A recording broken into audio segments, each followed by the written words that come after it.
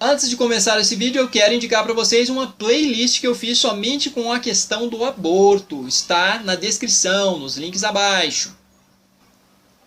Existem dois argumentos contrários à legalização do aborto, os quais, na minha concepção, estão entre os mais convincentes. Nesse vídeo aqui, eu pretendo refutá-los. Primeiro argumento: o feto é um ser externo à mãe e com material genético diferente da mãe, ou seja, não é propriedade dessa mãe. Argumento 2. O feto é um ser humano em potencial, possui uma estruturação genética própria, a qual lhe confere as condições fundamentais para se transformar em um ser humano completo e com suas próprias características individuais. Primeiramente, eu gostaria de dizer que eu concordo com todas essas afirmações, tanto no argumento 1 quanto no 2. Contudo, penso que são insuficientes para se fundamentar uma posição contrária à legalização do aborto. Certamente a mãe não é dona desse feto, não é proprietária dele. Os pais não são donos dos seus filhos, os filhos somente estão sob a responsabilidade dos pais. Porém, mesmo se os pais fossem donos, proprietários dos filhos, isso não qualificaria esses pais a fazerem o que quisessem com esses filhos. Mesmo sendo dono de seu cachorro, por exemplo, você não tem o direito de torturar ele. Se o seu cachorro tiver em estado terminal ou com um sofrimento insuportável e irremediável,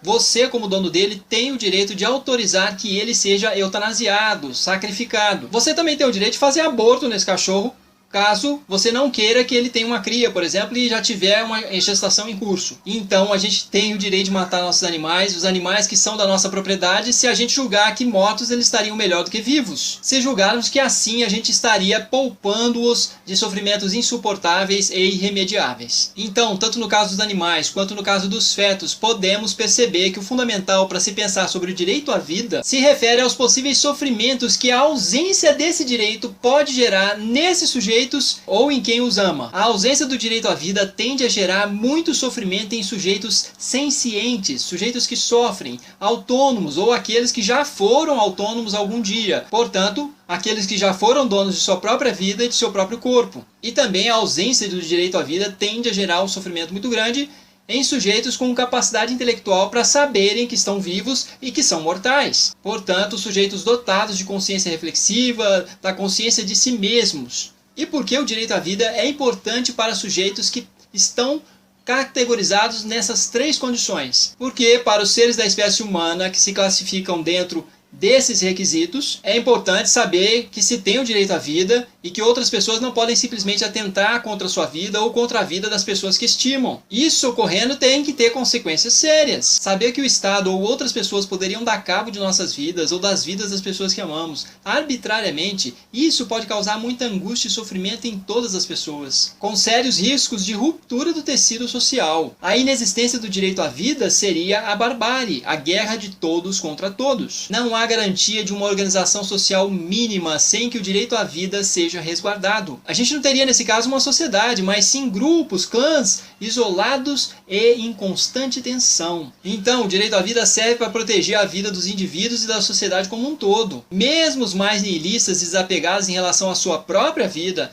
têm de certo modo a obrigação moral de lutarem na medida do possível para se manterem vivos e bem, já que a vida de um ser humano costuma geralmente ser muito preciosa a outros seres humanos. Quando uma pessoa morre, geralmente outras ficam vivas e sofrendo muito em virtude dessa que se foi. Algumas pessoas, quando morrem, podem deixar danos irreparáveis para aquelas que ficam. Em relação também às afirmações do item 2, não há como negar, são um fato. O feto, ou até mesmo o embrião, se configuram como um ser humano em potencial. Tanto o feto quanto o embrião são potencialmente um ser humano em sentido pleno. Até as 12 semanas de gestação, o feto ainda não é capaz de sentir nem sofrer. Porém, dadas as devidas condições, um dia esse feto irá se transformar em um ser humano em sentido pleno, capaz, portanto, de sofrer, de perceber sua própria existência no mundo enquanto passado, presente, futuro, enquanto desejos e projetos de vida. Contudo, também é muito problemático tratar um sujeito somente em função do que ele poderá ser, em função somente do que ele tenderá a ser.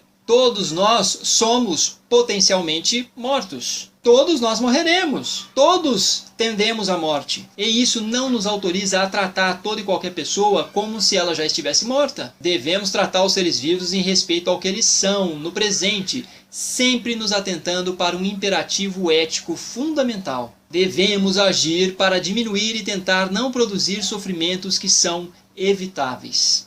e por que a maioria das pessoas não conseguem compreender esses contra-argumentos que estou colocando aqui. Um problema para que as pessoas compreendam uma argumentação a favor da legalização do aborto é que historicamente estamos mais habituados com concepções éticas que valorizam a vida humana acima de tudo. Essas concepções prescrevem que a vida humana deve ser preservada e vivida sob toda e qualquer condição, sob todo e qualquer custo. Então, desse modo, a compaixão ocupa um plano secundário. Nesse sentido, não importa se o sujeito está condenado ou padecendo de sofrimentos insuportáveis, irremediáveis, implorando, por exemplo, para morrer. Nessa concepção medieval, a vida humana é sagrada. E isso, veja bem, não vale para a vida dos animais, muito menos para o sofrimento dos animais. Só a vida humana que é sagrada. Os animais não têm nada a ver com isso, com qualquer outro ser que sofre. Os animais não se igualam a gente no sentido do sofrimento. Não há uma ideia de que a espécie humana é muito especial. E aí, de fato, incorrem em quê? Em especismo. Então, essa concepção, além de tratar a vida humana como sagrada, concebe que o sofrimento, não importando a magnitude desse sofrimento, concebe que o sofrimento é fortalecedor, principalmente como fortalecedor da alma, na qual a maioria dos adeptos dessas concepções acreditam. Finalizando, o cenário atual é composto por muitos direitos a menos e muitas obrigações a mais, somente contribuindo para que a quantidade absurda de sofrimentos evitáveis nesse mundo aqui continue exatamente do jeito que está.